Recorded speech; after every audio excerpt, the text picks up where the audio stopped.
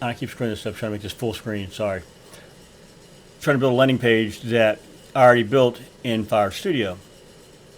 So I have Fire Studio on my other screen with the landing page that I already built. And so what I'm going to do is I'm going to take the same prompt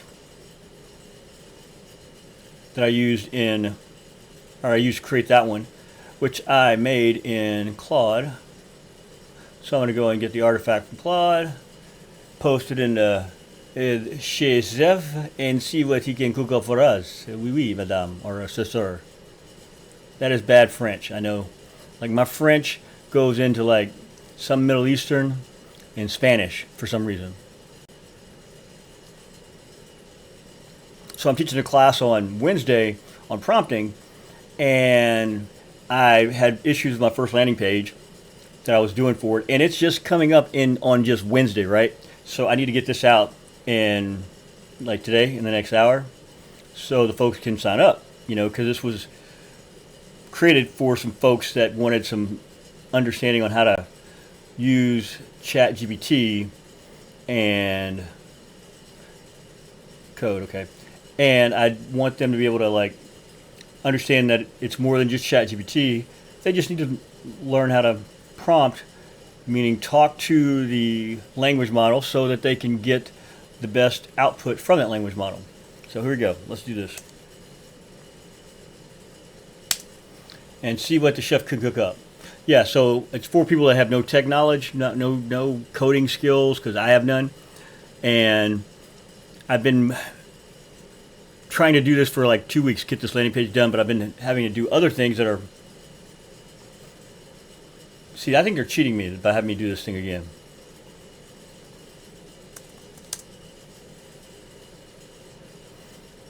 So I've been doing other stuff besides putting out this landing page, which I had created. I just never, fine-tuned it, make sure that my images are in there and things like that. All right, so that was fairly quick. That was much quicker than Firebase Studio. No offense, I love Google. Their old IDX.dev was phenomenal to build stuff in, because it gave you that window where you can actually see stuff, and it understood the language, or understood my communication very well. So it's cooking. That's a lot of files, very quick.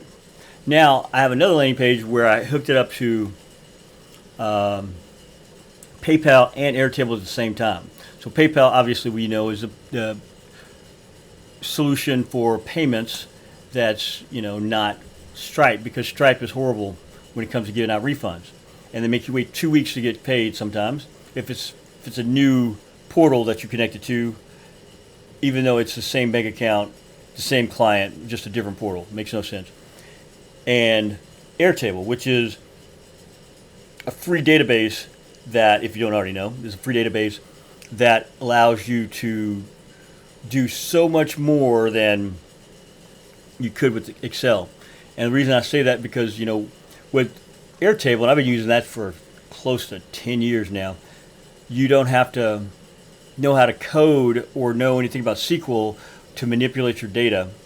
And then it has extensions that you can plug in there, and now they've got AI built into it, so you can literally create content right inside of Airtable.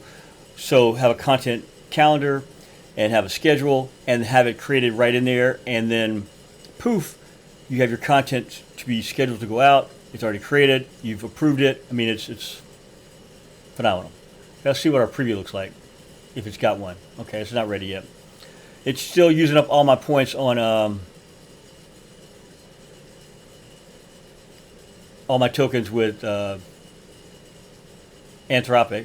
So you know what? Let's go to Anthropic's portal and see what they say for the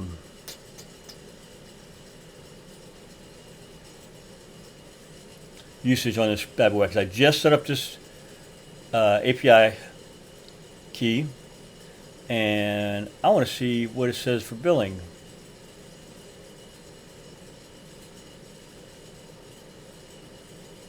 Oh, I'm getting low on cash here, huh? Let's see if we can look at it by keys. Here we go. Okay, chef, it's not bad. 17 cents. I've been using that Claude one quite a bit with everybody, so that's why that was so high. That's not bad at all. 18 cents. So this came from, and again, this is just looking at this month, because I didn't really use these. Well, I guess you could break it down even further if we want to really see.